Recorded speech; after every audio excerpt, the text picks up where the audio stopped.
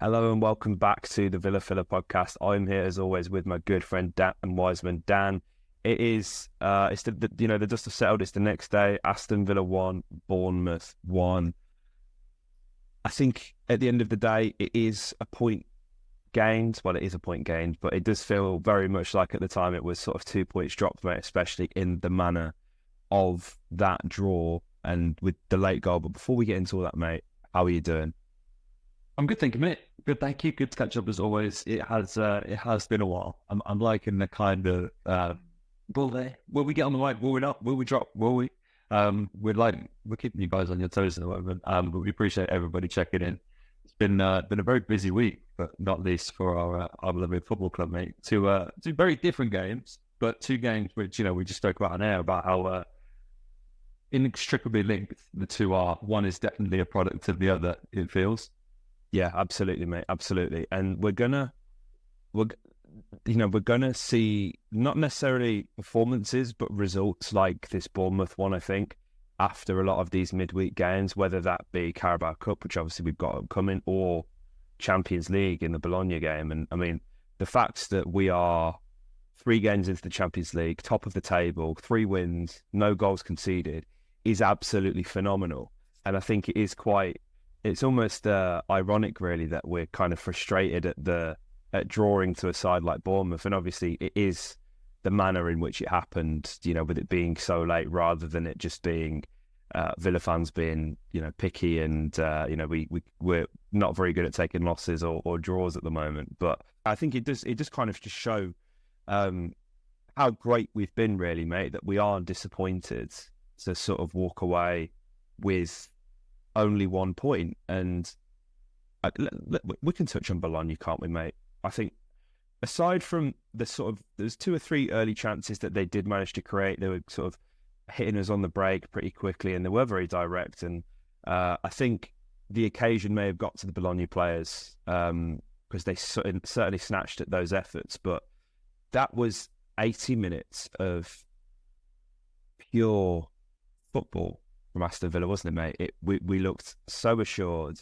Never did we look like we were going to lose that game after that, and we were pretty relentless in how we approached that game. And some people will go, "Oh, it's only Bologna. Oh, they lost Xerxes, Calafiori, Thiago Motta." There's so many reasons why an outsider could look at that and go, "Yeah, okay, anyone can beat Bologna." The same Bologna team only a few weeks ago gave Liverpool an absolute run for their money. Okay, they lost the game, but they put up one hell of a fight in doing so. So to get 3 points there, and to finish match day 3 of the Champions League and be top of the league is just incredible, isn't it, mate? It's absolutely remarkable. I'm really glad that we actually started with the Bologna game, because I kind of wanted to pitch a theory for this whole kind of episode. My kind of hot take for the season is that it doesn't really, I don't know if it's really a hot take anymore, but it doesn't really feel like, if we look at the Premier League first, it's going to be like the gauntlet type season that we've seen in seasons gone by, where you're going to need to kind of rack up 100 points to go and win this league.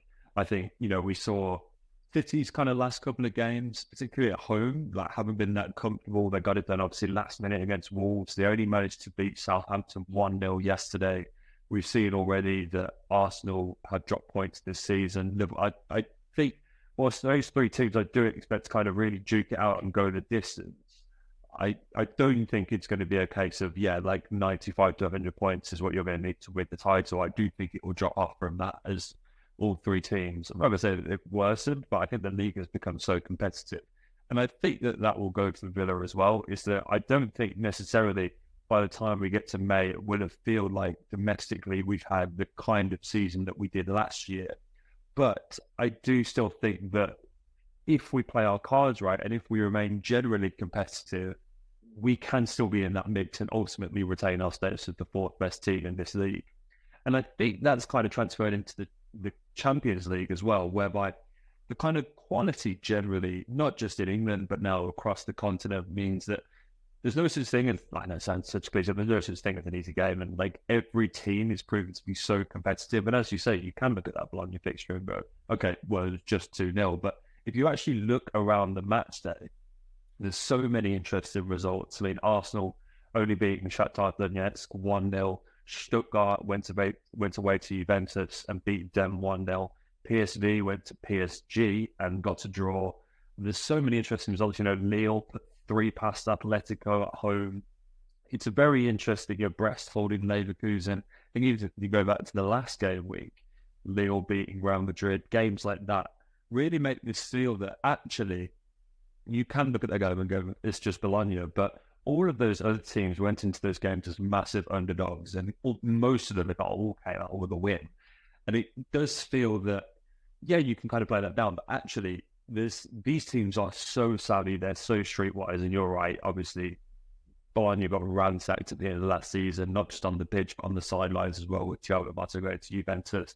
But Vincenzo Italiano is still an amazing coach, and they've still got a really, really strong team, and they're still motoring on okay in Serie A. And so, yeah, like it is one to kind of say that is one of the more winnable Champions League games on paper that we have. But to still go and win it 2-0, keep a clean sheet, is not actually something that many other teams, or as you can see, we're the only team kind of top of the league in this position, that teams across Europe are actually achieving.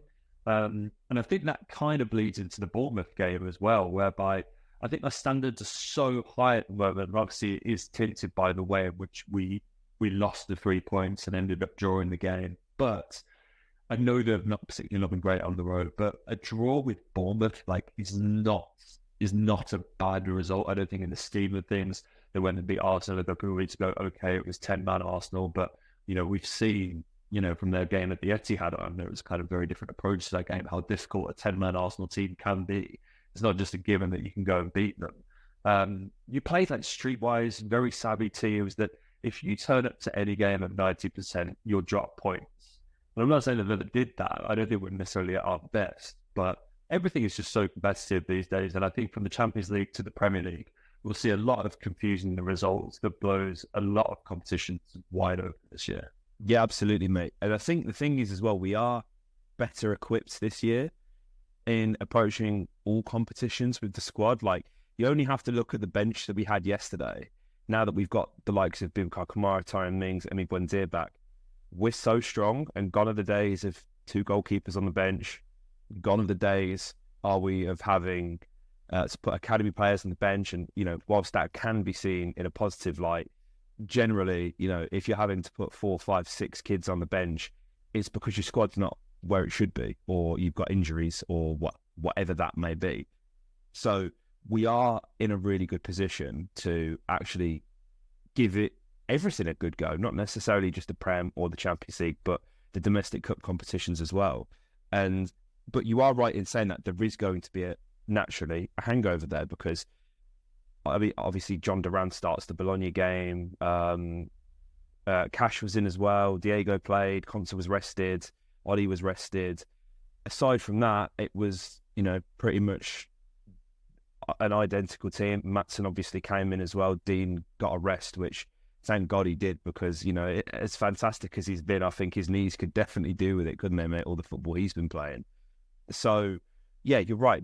There's going to be that hangover, especially with a lot of these guys. Obviously, McGinn, we've had coming back from injury as well. Cashy's coming back from injury. And, for us to get through 95 minutes and 45 seconds against Bournemouth, winning 1-0, it would have been great if we could have lasted that other 20 seconds. But, I'm sure we'll get onto that in the end, mate. But to sort of, start with the positives, I guess. And although this is, from a Bournemouth perspective, what a game Mark Travers had. Absolutely unbelievable performance from Travers in goal. Made 7 saves, prevented 2.23 expected goals. Had a pretty strong passing statistics. 10 out of 15 passes were accurate. Made 8 of 13 long balls accurate, made 4 clearances. He was just an absolute monster in between the sticks. I didn't realise how close the Amadou Onana header was in the first half, obviously where I was sat in the Holte end, it had looked to me like he sort of stuck it across the goal for someone to reach at the back post, but no, he was actually aiming for that back post, and that was an unbelievable save. John Duran has obviously a really good chance later on in the game. I know I'm skipping around a little bit, but Travers was just absolutely unbelievable. And on another day, mate, Villa are 3 or 4-0 up, and that late goal that you go and concede is ultimately forgotten about, and it's just a sort of, we didn't keep a clean sheet. What a shame. Yeah, mate, you're absolutely right. It was particularly, Travers coming in at really late notice because obviously Kepa wasn't available and he's kind of stepped in, and that performance was pretty amazing actually. And to kind of bring everything full circle, Emi made his fair share of good saves as well, and it's really interesting kind of how defensively we look so different game to game. And look, like, if we're going to be honest and speak about the Bologna game, like, they had their fair share of chances. That wasn't the kind of defensive dominance that we put on against Bayern Munich. There's particularly some chances in the first half where they're attacking the Holte end. I'm sure you had a great view of it, mate, where they come really, really close. Emi makes some great saves, and it was a little bit, harem-scarum at points for Villa, but we got through with another clean sheet, and it's just, we're kind of going into games and you're not really knowing what you're going to get from Villa. In fact, you're almost kind of expecting to concede. And it's an interesting point to kind of raise. And there's a stat that I saw coming into it, which I was quite eager to get your thoughts on actually. Is that we failed to win at our last 3 Premier League home games when we scored the first goal, having won our previous 17 in a row beforehand. And it's kind of a trend that when I read that, it surprised me. But actually, it was such a dead cert. I said that run where, the winning run that we put on at home, and when we scored first, how we always seem to convert those to victories. As soon as Villa hit the back of the net, it was a done deal. It's very interesting that despite all the personnel that we've added, and I would say that pound for pound, this is a better Villa squad than we had last season. We don't seem to be able to kind of see out games as well as we used to. That's that, mate. We failed to win our last 3 Premier League home games when scoring the first goal. Is that worrying? Like, I don't really know what to make of that. I'd say, like, it doesn't really change how I see the result, but that bit of back line is so difficult to predict what you're going to get game by game.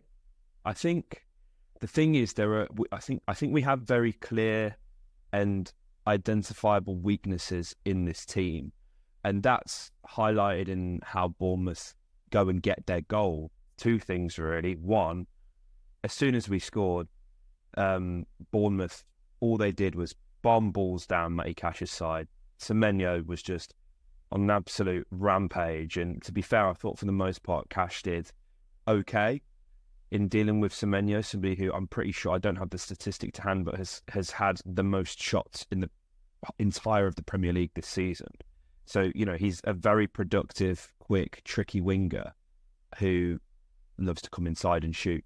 But I think when you look at Matty Cash and when you look at someone like Pau Torres, who Enz Unal sort of stuck to like glue throughout the whole game, teams are coming to Villa Park, and when we go to other teams as well, and know that they need to sort of ruffle someone like Pau, or just really stay persistent on somebody like Matty Cash. And I know he hasn't been ever present, but I'm talking in generalities here, and chances are going to come from that.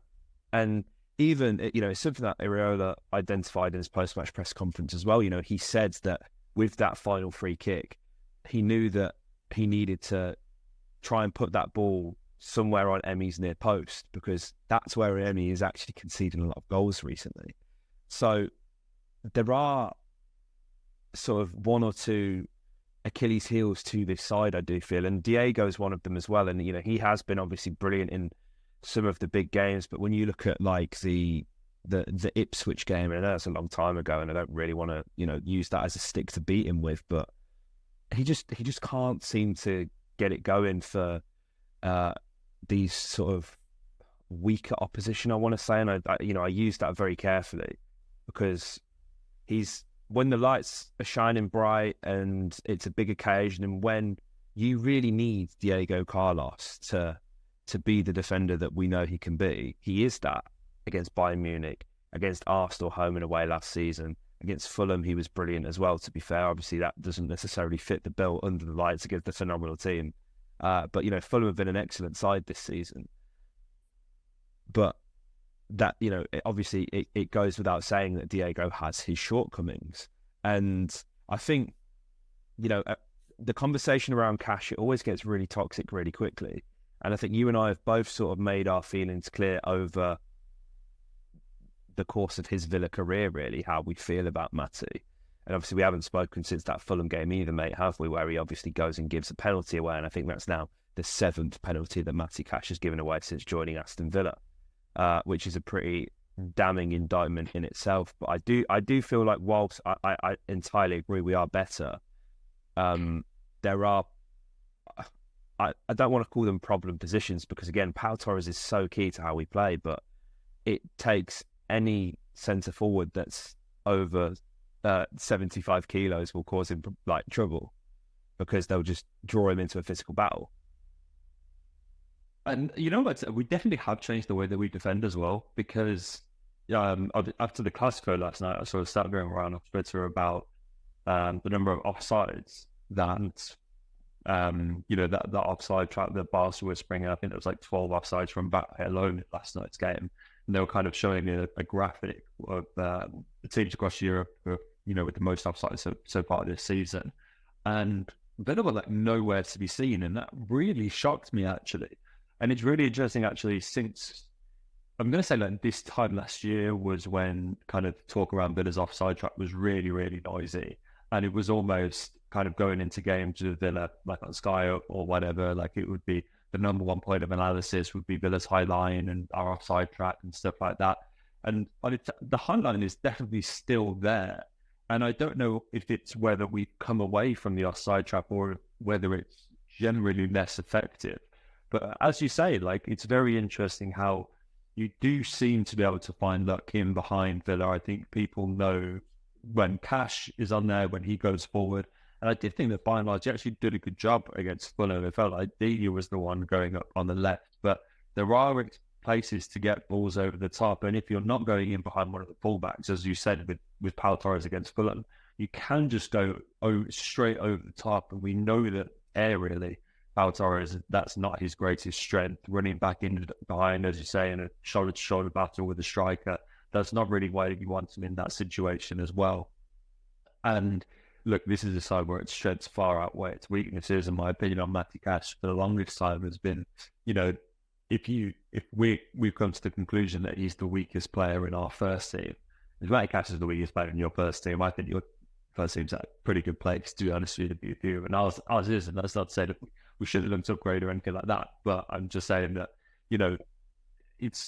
this isn't a bad player. This is just a player in our team that, maybe the level of the side has progressed slightly beyond him, but generally he's still a great player, and has given us so many great moments in a Villa shirt. But it is interesting. We do seem to defend in different ways, and it's often cheap goals that really seem to get Villa as well. Like when you go back to Fulham, you've got this game against Bournemouth. It's not like sides are finding ways to beat us from 20-25 yards and putting slick passing moves. It's cheap goals. It's sometimes the basics that pulls Villa down. And this is not me complaining, but it is an interesting trend. Kind of when you look at the games that we've got coming up, it is going to be tough. You think that next league game is Spurs away, and then you've got Liverpool away after that. So our next 2 Premier League games are absolutely huge, and it's going to be really interesting. I almost kind of fancy us more going into those games. It's a crazy position to be in sometimes. Yeah, no, it absolutely is. And I think as well, again, I don't have the numbers, but I feel like we are conceding more goals from turnovers. We're having a lot more of the ball. And I think just, in regards of how we're structured and how we're set up, your point about the high lines, mate, we're not having to press as aggressively, and we're not spending as much time off the ball. Generally, if Villa have less than 55% possession, I'm surprised. You know, some games are having 60-65% possession. So, you know, naturally, a lot of the goals that we are conceding are almost self-inflicted. And when you look at how the free kicks awarded in the manner that it is in yesterday's game, it is almost a prime example of that. No, it's not a turnover, but it's incredibly sloppy. And, you know, we've got not even a minute left of the game. And after sort of 15 minutes of sort of dithering about and deciding, oh, should we try and score another? Should we not? Whatever, like, should we keep possession? Like, and again, Bournemouth were very good and they were persistent and they earned the chance to get their equaliser. Like, I don't want to say it wasn't an undeserved goal. It wasn't deserved, but it wasn't undeserved. You know what I'm saying? It's like there's a minute left of the game and then we've decided, right, let's actually try and get 2-0. And we've been incredibly sloppy and the press is half-arsed and everyone's all out of position. You know, Boubacar has gone and pressed and just absolutely shoved the Bournemouth player, knowing that he's not going to win the ball. You know, they've persisted down the line, and I think I can't remember if it was Semenyo or who it was, but I think Barkley wanted to go the distance with them, but he just couldn't, and he had to bring them down. And then obviously we leave ourselves vulnerable, and there is no excusing Evan Nilsson being totally unmarked, you know, near that front post for the set piece. But that kind of is what it is. But I think as well, there's been a lot of sort of chopping and changing in the midfield, and we can't. I'm jumping around points a little bit here, mate, frantically. But I'm looking at. I've got the sort of the lineup screen up on SofaScore here, and I've just remembered how many fucking yellow cards there were in this game. Yeah.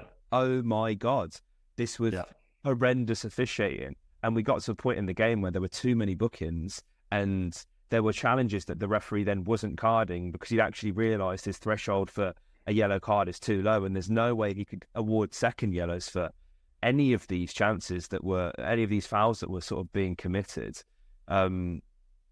It was a really poorly managed game from the official, and again, you know, we had to totally change our midfielders almost as a result of it, didn't we, mate? But I sort of, you know, the point I was going to make looking at the midfield is it's not exactly settled, is it? We're getting 45 minutes of Onana every game without fail, 45 minutes. So he's clearly not fit or, you know, as readily available. Obviously, Kamara's coming back, and that's somebody whose minutes we're looking to manage as well. We're looking to bring him in. And you would imagine that in a month's time, he would be starting over somebody like Onana week in, week out. You're getting 45 minutes of Ross Barkley. Again, I know this was a discussion point on one of the last podcasts, and it seemed to be pretty it seemed to split the fan base a little bit almost. But I think Ross Barkley's been near perfect every time he's come in, and I think he's looked really comfortable and assured. And obviously on a personal note, absolutely buzzing that he got his goal in front of the Holte end as well, mate. It was a really nice and a sort of instinctive finish almost. And then you've got JJ coming into it as well, who again, you know, we're looking to sort of embed him back into the side after injury, and whilst he's looked good, I think there's definitely levels to come from JJ. So I think once that midfield has settled a little bit, hopefully we concede less goals, hopefully we concede less sloppy turnovers that then lead to goals, and we do look a little bit more comfortable and sort of assured defensively. I thought Bailey played well as well. Obviously gets his assist. Somebody who I feel like has been getting a fair bit of maybe unsolicited stick recently. So, you know, he looked absolutely buzzing to be back. And I didn't realise, obviously it was sort of on top of me where I was sat in the Holte end, mate, but it looked to me like Bailey and Ross were like on top of each other. But he's actually had quite a lot of work to do with that header, hasn't he, mate? And then it's actually quite funny that, you know, all the brilliant shots and saves that Travers made, it's almost a little P-roller from Ross that sort of gets the better of him. But no, it's definitely great for Leon. It's definitely great for Leon and good for Russ as well. It's you know, it's nice to see that we've got like him coming on and kind of doing that. I think there's we're definitely seeing roles, and I think we're going to be very fluid. And I almost think the concepts of like who starts a game and who finishes are like two very different things. Like obviously that there's that kind of starts versus like finishes mentality. And actually, like if we're kind of saying someone like Ross Barkley, like we think that your controlling presence on the ball, particularly if we're pushing for games, you can be. It's really interesting actually. Like the player, I know we've had him a bit apart previously, but it almost doesn't feel like it because he's a completely different type of player. Like he's gone from being this very progressive number 10, getting on the end of shots and crosses, playing final balls.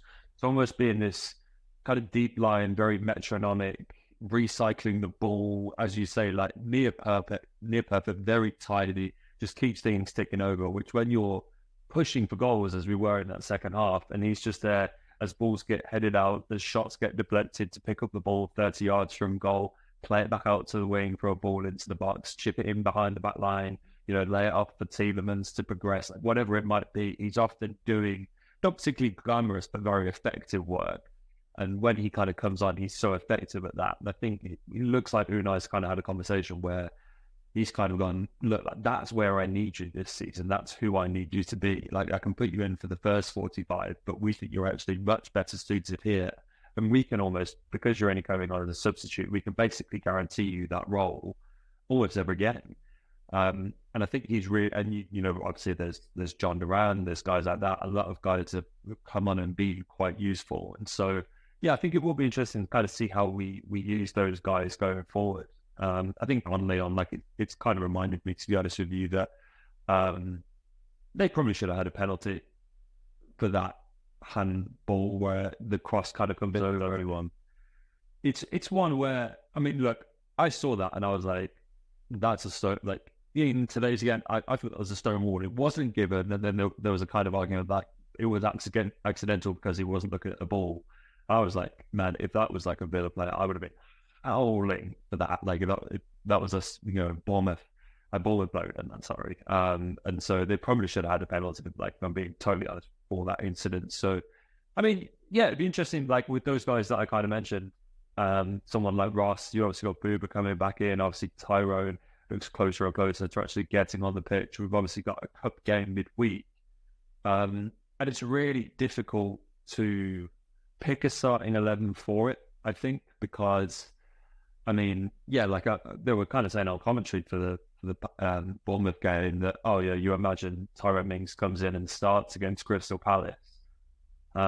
It's so difficult because what is the level of Tyrone Mings? Where is he at? Like, can he come in and play against Premier League opposition? And look, I know it's a cup game and it's very difficult. But there's almost a counter argument where, if not now, then when? Like, when are you going to get a better chance than Palace in the EFL Cup? So it's a really difficult one to kind of pick that team for Wednesday. And I'm glad that we do have almost I think we do have a fully fit squad at the moment because we really can kind of pick and choose. But yeah, I mean, guys like Kamara, guys like Mings, are they ready to start? I think it's an interesting debate and one that we will get into, mate. So I think we should have a look and see how that lineup looks. But when you look at the next three, it's Spurs away. It's Palace at home, Spurs away, Bruges away, Liverpool away. Then it's Palace at home again, Juve, like the list goes on and on. But specifically looking at those three away games that are, consecutively, we're going to have to be really careful about how we manage this. And I think that starts now with this Crystal Palace game.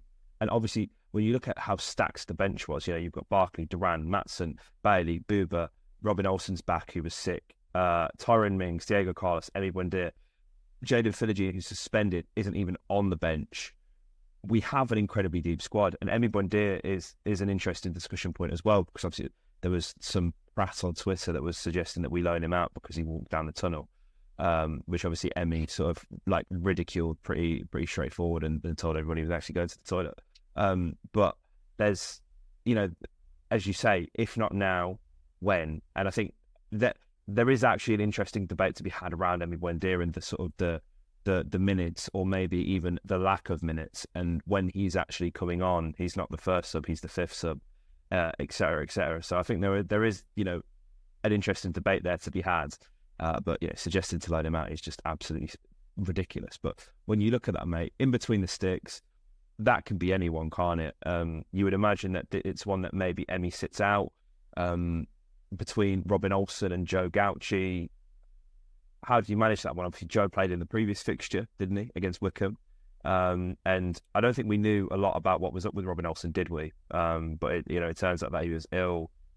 So that's an interesting one. But I would personally be inclined to go for Gauchi there, mate, just for that sort of consistency. Yeah, it looks like he is becoming the number 2 there. It wouldn't be surprised if he kind of maintains that spot. You then kind of look at fullback and you imagine someone like Ian Maatsen gets a chance for 90 here.